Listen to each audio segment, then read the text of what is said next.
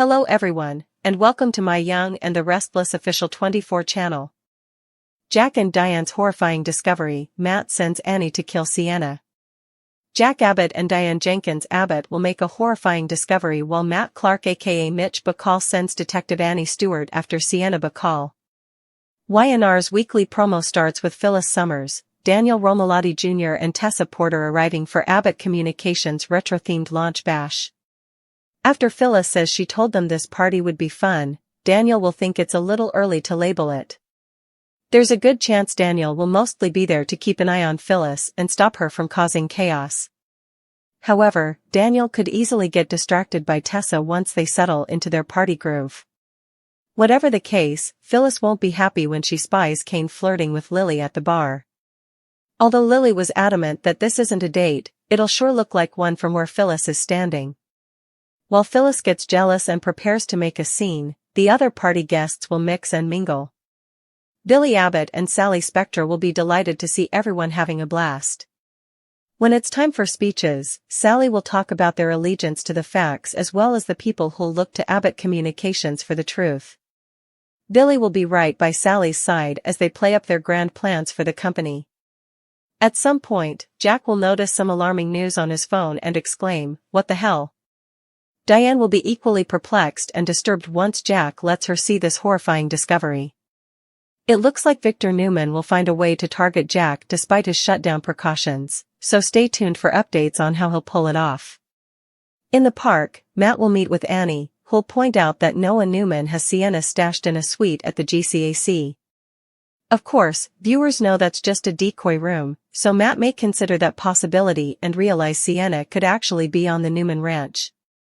Regardless, Annie will still be taking orders from Matt, so he'll make it clear what he expects of the detective-turned-criminal. "Yeah, I don't give a damn if it's difficult. I need you to take care of Sienna," Matt warns in YNR's weekly preview video. Corporate chaos crowns a winner, Matt and Nick go to war. Well, there you go.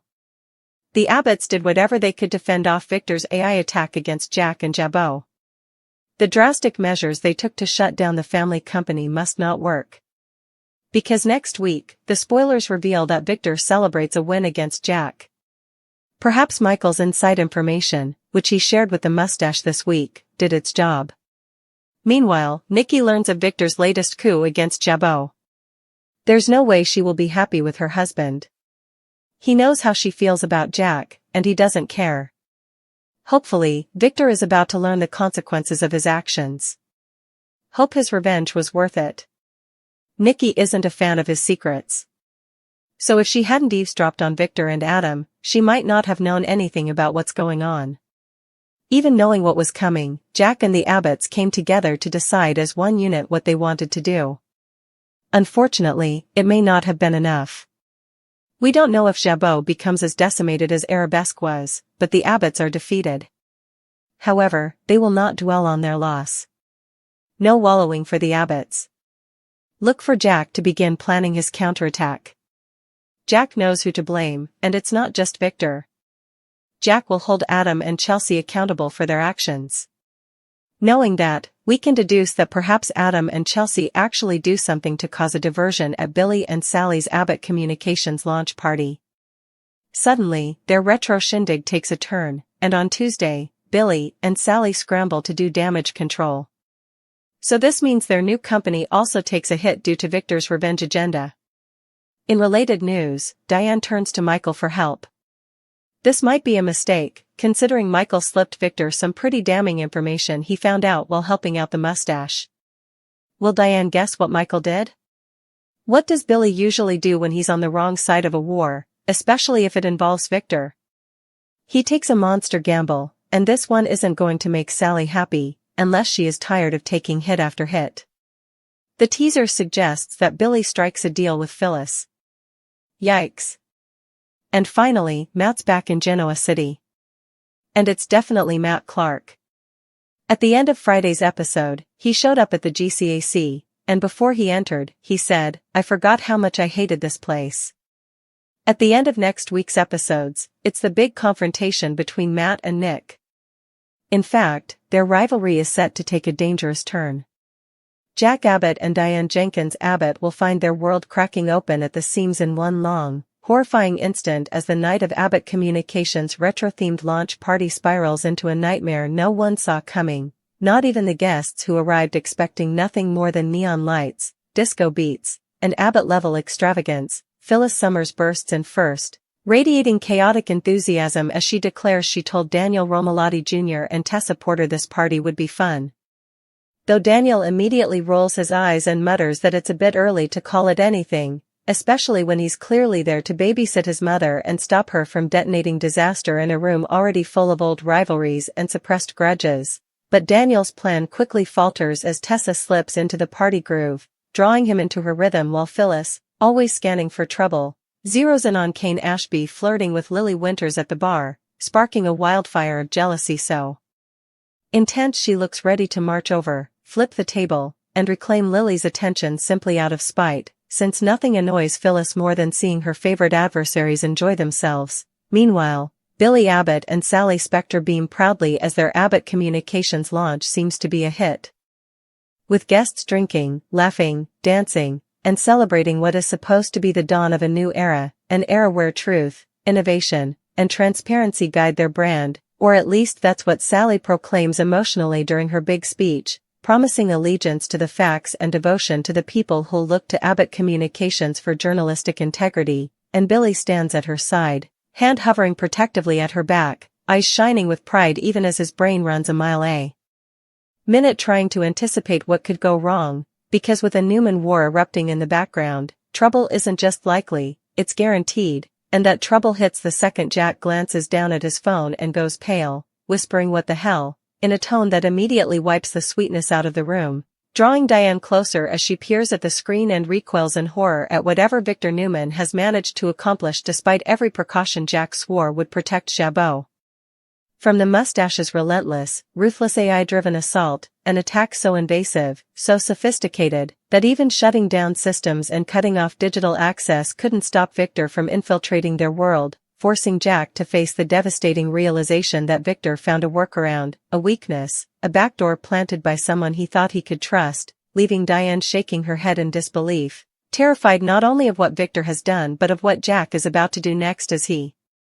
braces for the fallout of a betrayal that feels like a punch to the ribs. And while chaos whispers through ABBOTT Communications launch party, the true storm brews elsewhere, in the park, where Matt Clark, hiding under the name Mitch Bacall but finally stepping fully into his monstrous identity, meets with Detective Annie Stewart, the woman he's corrupted, twisted, and weaponized like a blade, who informs him Noah Newman has stashed Sienna Bacall in a suite at the GCAC, unaware it's a decoy and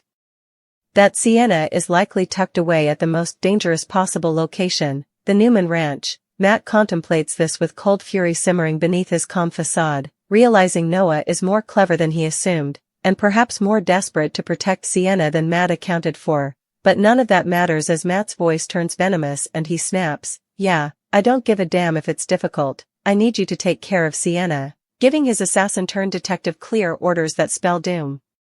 for the terrified woman hiding behind Newman walls, setting the stage for a deadly manhunt that will collide with the Newman vs. ABBOTT corporate war tearing Genoa City apart. And speaking of that war, spoilers confirm Victor's attack not only hits JABOT, it hits hard, harder than any of the Abbotts expected despite their unity, their planning, and their desperate attempt to shield the company from Victor's digital onslaught, because Victor celebrates a brutal victory next week, proving Michael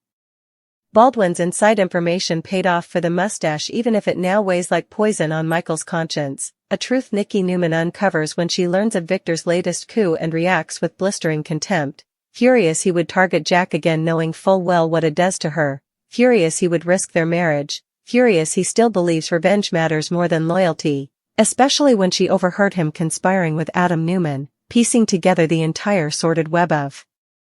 lies he tried to hide from her. And even though NIKKI expected some level of destruction, she didn't anticipate the total collapse that hits the Abbotts, leaving JABOT gutted, maybe not as decimated as Arabesque was, but damaged enough that the Abbotts feel the sting of defeat in their bones. Yet instead of wallowing, Jack steels himself and vows revenge, promising Diane and Kyle that this war isn't over, not by a long shot, and naming Adam and Chelsea Lawson as co-conspirators who will also pay. since their involvement becomes clearer by the minute as signs point to them sabotaging the launch party itself, setting off a diversion so explosive Billy and Sally are thrown into panic the next morning, scrambling to perform damage control as ABBOTT Communications faces its first crisis mere minutes after its birth. A crisis fueled by Newman manipulation and Chelsea's cunning willingness to play dirty if it means securing Adam's favor, and in the midst of this chaos, Diane makes a questionable choice by turning to Michael for help, unaware he fed crucial intel to Victor, unaware she may be confiding in the very man who helped destroy the Abbott's defenses, raising the terrifying question of whether Diane will realize the truth before it's too late, before Michael's dual loyalties turn her plea into another weapon Victor can wield. And as the corporate battleground turns bloodier, Billy, true to form, prepares to gamble everything, making a risky, controversial deal with Phyllis, a partnership so explosive Sally Spectra will be left reeling, unsure whether Billy has lost his mind or simply embraced the chaos in hopes of beating Victor at his own game, but whether the gamble pays off or destroys what he and Sally built remains to be seen. And finally, the most dangerous storm of all returns to Genoa City as Matt Clark fully reveals himself. Stepping into the GCAC with a chilling sneer and muttering, "I forgot how much I hated this place," reclaiming the identity everyone thought was dead and setting the stage for the showdown of the decade, Matt vs. Nick Newman, whose rivalry explodes next week in a confrontation so savage, so personal, that it will alter the fate of not only Sienna, Noah, and Sharon but the entire Newman family, especially because Annie Stewart is already hunting Sienna with a kill order in her pocket. Jack and Diane are unraveling under Victor's new assault, Billy and Sally's company is buckling under sabotage, and Genoa City itself trembles as Matt's return becomes the match struck near a leaking gas line, promising an inferno that no one, not the Abbotts, not the Newmans, and certainly not Sienna, will escape unscarred.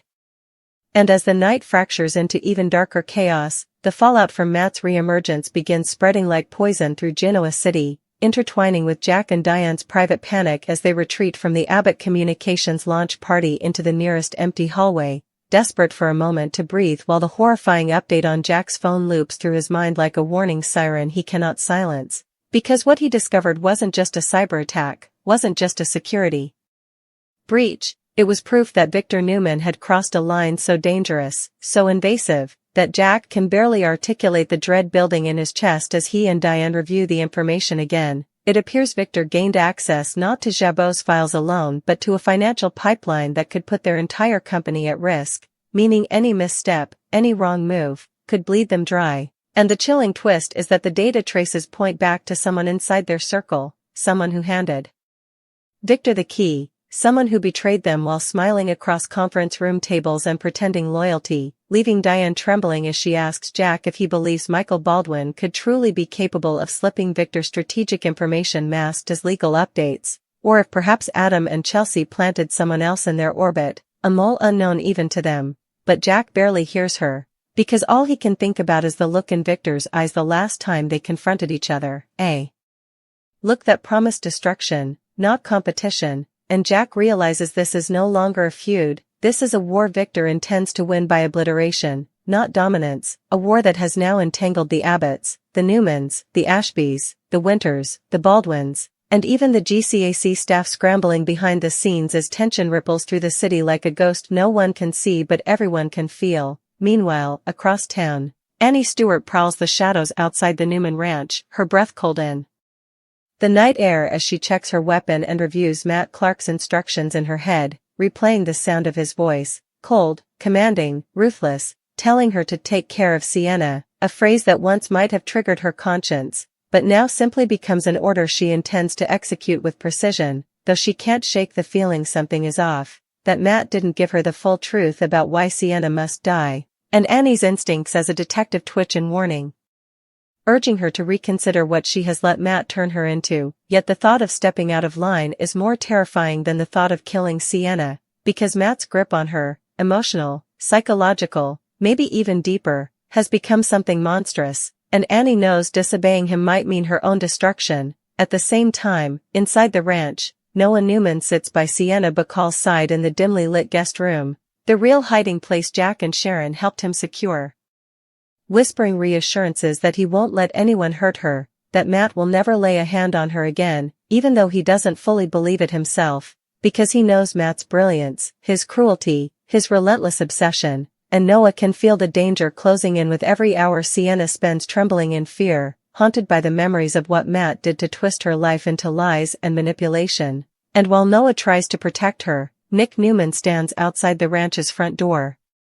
gripping his phone as he reads a private message, one that confirms Matt Clark is not just in Genoa City, but hunting Sienna, hunting Noah, and possibly hunting Sharon and Faith too, stirring something primal in Nick, a fury that only grows stronger when he remembers every moment Matt destroyed his family years ago, every wound he carved into Sharon, every lie he told to drive the Newmans into chaos, and Nick vows that this time, Matt won't escape, this time Nick will end it, even if it means crossing lines he never imagined walking near. Yet while Nick prepares for a confrontation, Matt is already 2 steps ahead, sitting in the shadows of the GCAC bar unaffected by the festivities around him, the neon reflections casting eerie patterns across his features as he drinks slowly and studies the room, smiling darkly at the thought of the havoc he is about to unleash, at the knowledge that Annie is hunting Sienna as they speak, at the image of Noah scrambling to protect a woman who betrayed Matt's trust, or so he believes, and Matt's mind spins with plans upon plans, including how to lure Nick into the perfect trap, how to weaponize Adam's simmering resentment for his own gain, and how to use Victor's corporate war with Jack to create enough distraction that no one realizes what he's doing until it is far too late. And while the GCAC hosts its own quiet storm, the launch party spirals further when Chelsea Lawson arrives unexpectedly, slipping through a side entrance with a coy smile and a dangerous gleam in her eye. Scanning the party for signs her diversion plan with Adam worked, and sure enough, murmurs of confusion ripple through the crowd as the ABBOTT communications screens glitch, flicker, and briefly display doctored financial records implying ABBOTT Communications mishandled funds, a complete fabrication Victor's team orchestrated to weaken Sally and Billy's credibility within minutes of their launch, leaving Billy rushing to the control room with curses under his breath while Sally struggles to keep guests calm, unaware that Chelsea pauses at the bar and watches with smug satisfaction, imagining Adam praising her later for her contribution to the chaos, but Adam, for all his scheming, doesn't fully grasp how deeply this attack will injure the Abbotts or how violently Jack will respond once he connects the dots, because even now, Jack and Diane re-enter the main ballroom, their faces pale and stiff, as Jack pulls Billy aside and whispers something that causes Billy's expression to drop into stunned, horrified disbelief, followed by a low, furious growl as he realizes Victor didn't just hurt them, he blindsided them, humiliated them, and sabotaged their future before it even began, pushing Billy into that familiar reckless mindset where he starts making decisions most people would never dare consider, decisions like the one he will soon propose to Phyllis Summers, who has wandered off to confront Lily after witnessing Kane flirt with her for too long, but before she reaches Lily, Billy intercepts her, tugging her into a quiet corner and whispering the beginning of a deal so bold, so dangerous, so morally questionable, that even Phyllis pauses mid-sentence and raises an eyebrow, knowing whatever Billy is asking her to do will set them both on a collision course with Victor, the Newmans, and perhaps even the Abbotts themselves, and though she hesitates instinctively, the allure of chaos, the thrill of striking Victor where it hurts, digs its claws into her, making it nearly impossible to refuse. Meanwhile, Diane watches Jack seethe and realizes she must consult Michael Baldwin whether she wants to or not, because the legal fallout from Victor's attack could destroy them if they don't respond flawlessly, but the moment she steps into the hallway to call Michael, she hesitates, an uneasy suspicion whispering through her that Michael is not as innocent as he appears, that perhaps his sudden anxiety earlier that evening meant more than he let on, and Diane wonders, truly wonders, if the man she trusts is actually the one who fed Victor the ammunition needed to obliterate Jabot's defenses, and even as Diane debates whether to confront Michael, Annie creeps closer to the ranch's side window, weapon drawn, heart pounding as she listens for any sound inside, unaware that Sharon Newman, coming back from her late-night walk, spots a glint of metal near the bushes and instantly freezes, recognizing danger in an instant, her instinct screaming to retreat quietly before alerting Nick. But the branch she steps on snaps loudly enough to break Annie's concentration, sending the detective spinning around with her gun raised, eyes wild, triggering a silent standoff under the moonlight that threatens to ignite into gunfire if either woman moves too quickly. Yet before Annie can act, Matt sends her a message, a single phrase, now. And with that, Annie's posture shifts, her determination sharpens, and she prepares to storm the ranch regardless of who stands in her way, whether it's Sharon or Nick or Noah or anyone else foolish enough to protect Sienna. But what Annie doesn't know is that Nick is already racing toward the confrontation, having seen Sharon's silhouette outside the window, and the moment he bursts into the yard, everything erupts. Annie lunges forward, Sharon screams his name, the security lights flip on. And Nick tackles Annie before she can fire the killing shot meant for Sienna, sending them both crashing into the dirt in a tangle of limbs and shouts as Annie thrashes wildly, fueled by Matt's psychological grip, snarling that Nick will ruin everything if he interferes, and Nick, fueled by raw protective instinct, roars back that Matt will never hurt Sienna or anyone else again. And as Nick pins Annie down and Sharon scrambles to grab the fallen gun, inside the ranch Sienna jolts awake with a terrified gasp, sensing the danger she has been running from has finally found her, prompting Noah to rush to the window and bang a frantic message to his father, a message Nick sees, understands instantly, and responds to with a firm nod, even as Annie spits curses and threats beneath him, promising that Matt is coming, that Matt always finishes what he starts, that Matt will make the Newmans pay for destroying his life. And in that exact moment, miles away at the GCAC, Matt Clark smiles into his glass as if he can feel the violence unfolding at the ranch, as if he knows his name is once again echoing through Newman walls, and his smile widens because the next phase of his plan, the one involving Nick, is already in motion, already pulling Nick toward a confrontation that will push the limits of loyalty, family, and survival, ensuring that when Matt and Nick finally collide next week, it won't just be a showdown, it will be the ignition point of a war that will shake Genoa City to its core and leave every family, Newman, Abbott, and beyond, scrambling to pick up whatever pieces survive the explosion Matt intends to unleash.